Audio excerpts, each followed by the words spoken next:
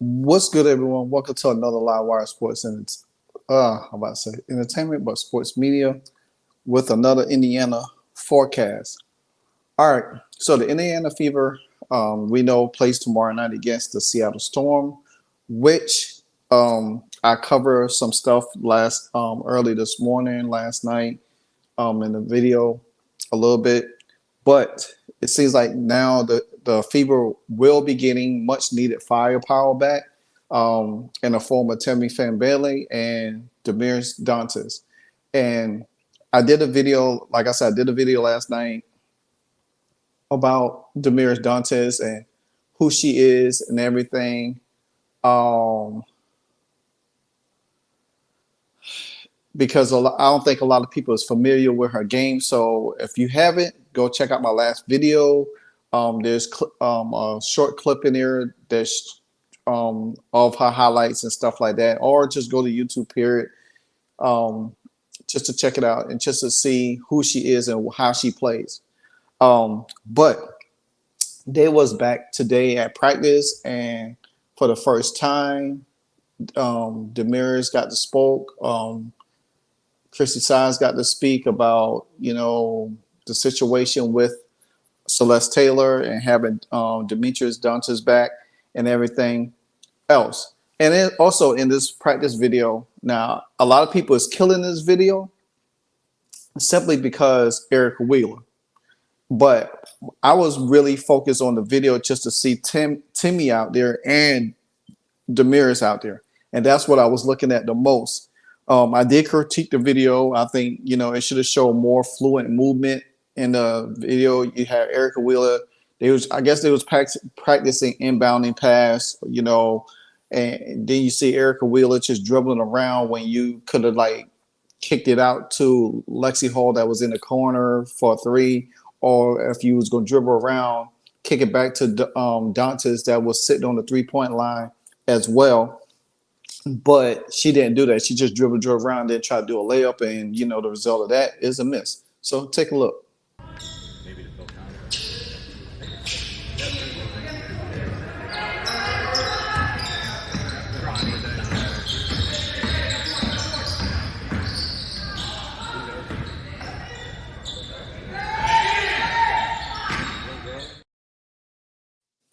All right, and that's that.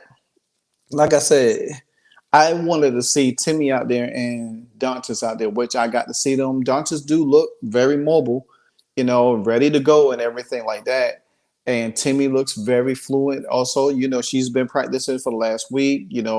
They did say she was day to day and everything like that. But I will give you an update on the injury report at the end of this video. Oh, before I carry on Wednesdays, when I do a video on Wednesdays, I will give a shout out to two of my YouTubers that follows the Fever, and I will give them a shout out in the description of the title of the video. I will put their link there and give them a shout out. So this week I will be doing two, Pope DeFrank and Miss Adrienne Ross, two of them that do an exceptional job on covering the WNBA and the Indiana Fever in the whole. And then next week I will announce my other two that I have. So, but I wanted to give a shout out to these, this young gentleman, which he does have a hot track of CC22 that's on iTunes right now. Be sure to check it out. And Miss Adrienne Ross, she does everything else besides basketball. She does a lot of culture stuff on her channel too. So be sure to check them out. Like I said, I will put their description in the title. And this is my shout out to them for doing a wonderful job. All right. Now, without further ado, we're going to listen to Chrissy Size and her comments about Damiris Dantas, what she brings. And like I said, Damiris Dantas is signed to a 2-year contract. So most likely she will be with us next year. And I'm hoping that she could recruit Satua Sobley because she's a free agent next year. And they both played on the Brazilian Olympic team as well. So not, and plus they played overseas together for Brazil as well too. So here's Chrissy Size and her explanation about what Damiris Dantas brings, and plus this Celeste Taylor situation. With Damaris today, what do you feel like she can add to this team when she's able to hit the floor for you guys? Yeah, I mean, she's a presence in the post. She's also can shoot the ball really well from outside the three. So she's just she can stretch the floor, or she can go to work in the post. 4 or 5 hybrid of the two. Have you even thought about that yet? Nope. She can do a little of both. How do you think that some of the players have made Damiris feel at home, in this short time for being back? Yeah, it's tough to say that I haven't seen those in those moments because she hadn't been in the gym with us and working out. But I know that they're together away from the gym. I know they do a good job of keeping her involved. But she wasn't able to be with us. At what level were you able to keep her up to date over the last month, and if at all, just trying to keep her in tune with what you guys are doing and how she could be involved? Yeah, we were really just focused on getting her healthy. Okay. That was our number one focus, just making sure she was healthy, and then her condition stay with that conditioning that she had really worked on in the offseason. If you get Temi and Damaris both back during this road stretch, I guess, how do you go about just figuring out how to get those minutes right between the 4 and 5 positions? Yeah, I mean, it's just going to be something we're going to have to play with. I mean, this hasn't been an option for us yet, Temi showed us what she could do, so now Dee's just got to get in, and it's going to take some time, but she'll get those minutes, and we'll figure that out along the way. When it comes to, obviously, the roster decisions, just what went into deciding to waive Celeste? Yeah, that was just a really tough choice. Celeste did everything we asked her. She was a great teammate. She talked more than most as a rookie. Like, she just felt really comfortable communicating on the court and on the bench as well. Like, she was really good about in huddles. It was really hard to let her go. It's just a business decision. It's one of the hardest things that we have to do in this game. Good. All right. Thanks, guys. All right, so you hear what Christy Size had to say about Damiris Dantas, which, like I said, if you check out my last video that I dropped, there's highlights about her. I love her game because she has that old school type of play. You know what I'm saying? She knows how to play the game. And from what I have seen in the practice video that I just showed y'all, is that she looks more slimmer than she was the previous videos that I have seen. And that's a good thing because she does run the floor. And I think now that she's a little bit healthier, she's healthier now, and she's a little bit back in shape, and which she's eager to get out there. Most likely she will be playing on Thursday night. And so I'm looking to see what she can do. Like I said, she's excellent from the 3-point line. She has a low post game as well. That's definitely going to help Aliyah Boston down low, because then you got two people that can run the post at the same time. It's going to be hard to deal with both of them down there. Plus, she could step out on a 3-point line. Plus, she can hit mid-range. Plus, she has a mid-range step back like Dirk Nowitzki. Plus, she's a good passer, something CC needs. She needs somebody that really she could flow with. And like the guy said, that she could play a hybrid too. So that means she could come in and take Kelsey Mitchell's spot at the 2 spot. You know what I'm saying? Because say if you have Dantas at the 2 and you had Temi Fagbenle or Nalissa Smith in there with Aliyah Boston, or you had Temi and Aliyah Boston in there, and you have Alexi Hole on the outside, then you have rebounding, outside shooting, and then you got that pick and roll that is going to be very essential for Caitlin Clark to get off. You know what I'm saying? And especially if Dantas is a better 3-point shooter than Katie Lou Samuelson is. And this is where now Katie Lou is probably going to get pushed down the line a little bit, because especially her and Nalissa Smith. I think Nalissa Smith still will get some playing time because I think she's more valuable, but defensive liability, Dantas provides a little bit more. Like I said, there's a video that I showed her that she went up against Asia Wilson. You know what I'm saying? She's 6'3", big body, can shoot the 3, can shoot the mid-range, she could pass, she could run the floor, she could play defense good, she could rebound. So she's been in the league a long time, and she's a savvy vet. So therefore she knows how to do things. And then there's things that she could teach Caitlin as well to help their chemistry. And having two people like her and Temi on her side that helps her game evolve a little bit more, you could get to see a little bit more of CC to be CC in college, because she's gonna have two people that she could, Aliyah Boston as well. She's gonna have three people that she could really feed the ball to. She could really get the ball to, and they could set posts. I watched a lot of film about Damiris Dantas and how she runs off screens. She sticks her screens really good, and then she rolls to her spot. That's something that if a person comes over, CC could easily flip it back to her and pop it for a three-pointer. I have every confidence in the world that when she shoots threes, them shit going in. I'm just telling you. I don't have to worry about it like Katie Lou Samuelson with her high arcing shot from the three-point line. You know what I'm saying? Even though she has hit some. But I don't have to worry about Alyssa Smith. Alyssa Smith, for now, she could work the mid-range game and play under the basket, not worry about hitting threes. I still want to see a little bit more of Lexi Holo a little bit, you know what I'm saying? Because she's a little bit, she could dribble, drive, you know, but she's in there for threes and whatever the case may be. Now, we did listen to Chrissy Size talk about Celeste Taylor, which that's still the hot topic right now today, you know, the Celeste Taylor being waived and everything. And I wish she had waived Victoria Saxon. You know, even if you plan on keeping Christy Wallace and Erica Wheeler, at least you have another guard that could probably challenge Wheeler for her spot. Not Wheeler, but Wallace for her spot. And I think that, to me, I felt like that's why she got released. And, you know, she sit there and say, well, hey, she did everything personally. She was very loud. She was vocal. Okay, but then why she didn't get no playing time? Because Chrissy Size, again, with her idiocy, shows that she wants to be loyal to Wheeler and Christy Wallace. And just to note this, too, in the next year in the 2025 free agency for the WNBA, Kelsey Mitchell, Erica Wheeler, I think Temi Fagbenle, I hope they could sign her and bring her back. Temi Fagbenle is free agents next year. So there's a chance that Wheeler and Kelsey Mitchell won't be on this team. Y'all just take a note from that and look beyond from this year, because even though we have to deal with Wheeler and Kelsey Mitchell and them, they return to the team next year is pretty much is over after this year. So we have to deal with the pain and suffering of them right now.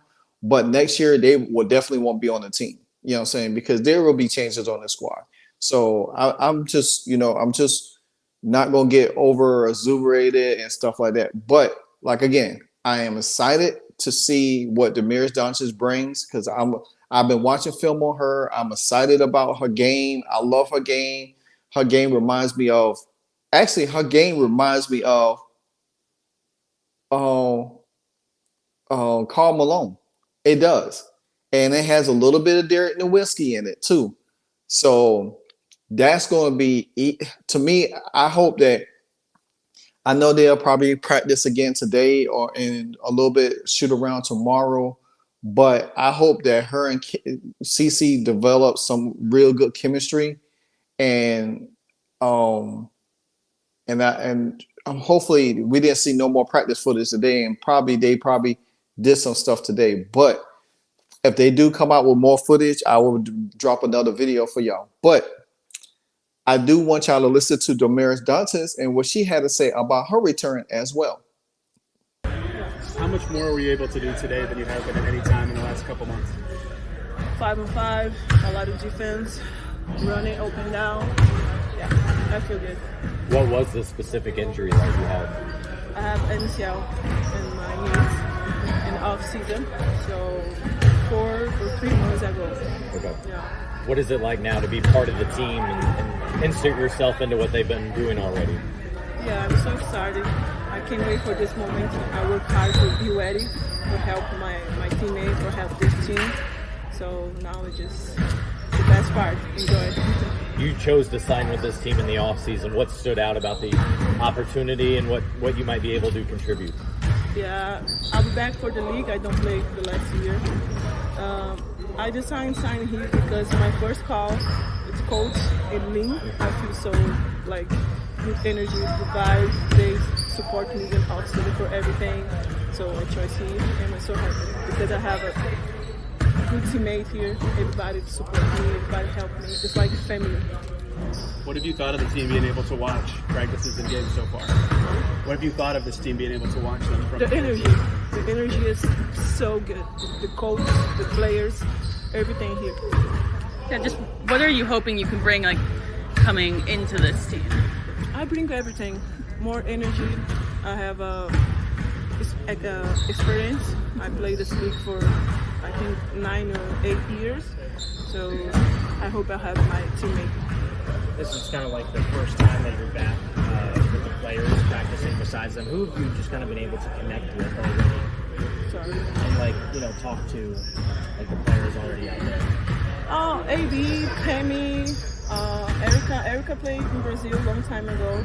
Not same team, but every time she texts me. Temi, I played together in Minnesota, so I have a good connection. But everybody's here is so nice. Would you say you're fully healthy at this point and able to contribute as soon as this road trip? Yes, I'm ready. Yeah. Okay. Cool. Let's see, step by step. Yeah. Good, guys. Thank you. All right, you got to hear Damiris Dantas speak on her injury, her workout, connection with the team. You heard her say that her and Temi Fagbenle, they play together when in Minnesota.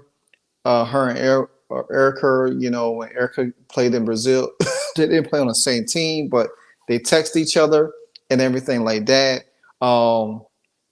She says she talks to Aliyah Boston and everything, and I'm sure they didn't ask her about meeting or talking to Caitlin, and I'm sure that'll probably come up probably around tomorrow pregame or whatever the case might be.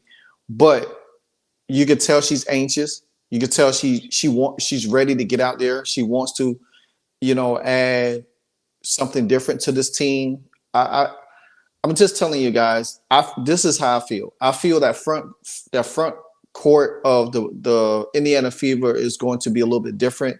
It's going to be a little bit more running. The defense is going to look better. It's going to be a little bit more scoring.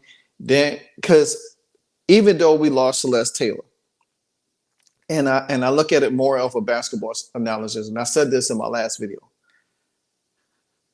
This team needs bench. This team needs scoring off the bench. This team does not have enough scoring off the bench. I watched the Minnesota Lynx and the New York Liberty last night. And the New York Liberty did not have nobody off the bench that scored probably. They benched it. I think they benched scored 8 points. If I'm not mistaken. The Minnesota Lynx bench had one person score 15 points. And they had a total of 22 points. 22 points. If your bench scores 22 points, you win almost a great percentage of your games. Just imagine if we had Dantas and Fagbenle in the Chicago game, and they both gave, say, 10 points each. Guess what? That's a win. That's over 100 points right there. That's all you need, because you got to think. Samuelson didn't give you nothing off the bench. Wheeler didn't give you nothing off the bench. You know what I'm saying? Katie Lou only played 4 minutes. She wasn't able to give you anything at all. So you got somebody like Dantas and Fagbenle that could give you 10 points apiece. All you need is 10 points apiece. Hell, if they give you 12, that's still good. I understand we harping on defense, but you got to look at it from another standpoint. This team needs scoring too. This team needs bodies down low that could bang and get rebound. You don't want to be in a situation where you facing the Sky again in August, and we have to do. It's going to come down to us beating them to get in the playoffs. There's an opportunity now that we have Dantas and Fagbenle back, that we could probably say we sneak this game against Seattle. That's a great win. Say we do beat the Mercury. Say, I ain't saying we will. I'll just say we beat the Mercury.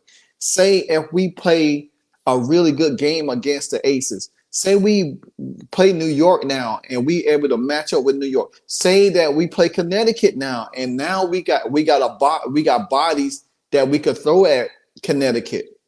That's all of that stuff matters now in the second half of the season. And just when the second half halts in July, Dantas, all of them would be able to have more time together, more connection together, and come out in the second half, be ready to roll.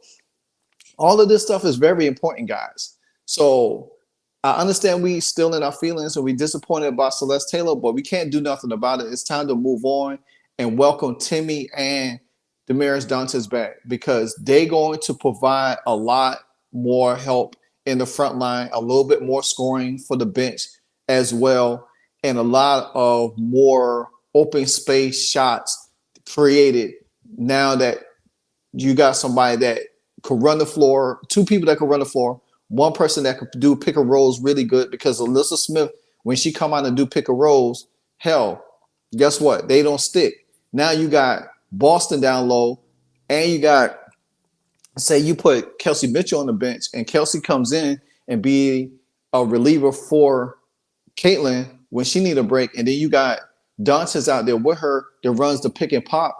Then everybody's so focused on Caitlin, you got Dantas over there knocking down threes, and Dantas could pass from the high-low position, you know what I'm saying, to AB, because now if she hitting threes out there, people going to be concerned about her. And guess what? Aliyah Boston going to be a beneficial from all of that, you know what I'm saying, because then she can eat down low.